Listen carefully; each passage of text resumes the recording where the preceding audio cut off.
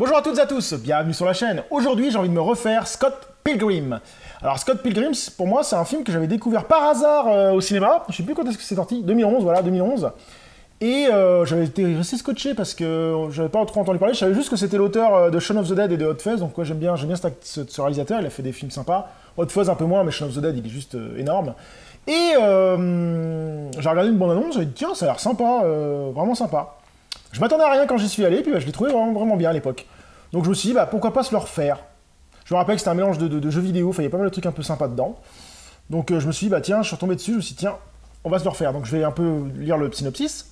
Les aventures hallucinogènes de Scott Pilgrim. Alors Scott Pilgrim, je crois que c'est une BD à la base. Je l'ai pas lu du tout. Et c'est en BD, alors je sais pas du tout de quoi ça parle. Charmant jeune homme de 22 ans qui n'a pas de job et partage son temps entre jouer de la basse de son groupe, les Sex Bomb Omb, et séduire la fille qu'il croise dans ses rêves, il ne lui manque qu'une étape pour atteindre le dernier niveau, et s'approprier la mystérieuse Ramona Flowers. Il doit combattre et vaincre les 7 ex maléfiques de la belle. Donc c'est vrai que le speech est vraiment barré, mais ouais, franchement, moi j'avais bien accroché. Est-ce qu'il a bien vieilli? Est-ce qu'il vaut toujours le coup? Est-ce que j'ai toujours aimé? Bon, on va voir ça tout de suite, c'est parti. A few moments later. Donc je viens de me finir Scott the Pilgrim.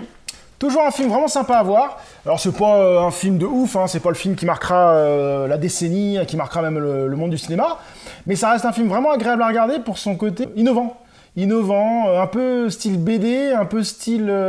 c'est vraiment bien filmé, les idées sont énormes. Quand par exemple il joue de la musique, on a des effets de lumière, on a des effets de puissance. Pareil, si on est complètement dans un jeu vidéo à fond, à un moment le héros chope une vie, par exemple, c'est un truc débile, il se bat contre des mecs complètement loufoques, avec des combats style jeu vidéo. D'ailleurs, les combats sont vraiment bien chorégraphiés, j'étais assez étonné, vraiment bien réalisé, je me rappelle plus que c'était aussi qualitatif en fait. Et non, vraiment bien fait, avec des super pouvoirs.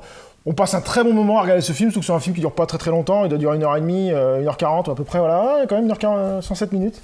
Enfin bref, c'est un film qui est très agréable à regarder et moi j'ai vraiment bien accroché. En plus, je trouve que chaque méchant est assez charismatique. On a des trucs, c'est complètement délire en fait. C'est du gros délire. Il y a un mec qui est hyper balèze parce qu'il boit pas de lait, il est végétalien, un truc comme ça, c'est n'importe quoi.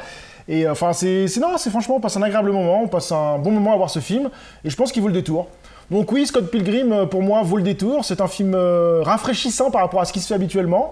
Une comédie complètement délire avec des effets spéciaux vraiment sympas et puis des scènes vraiment bien réalisées avec des combats, enfin il y a tout là-dedans, non franchement. Si vous ne l'avez pas vu, je vous le conseille, on passe un très bon moment à voir ce film. Donc sur ce, je vous dis à très bientôt sur la chaîne. Salut!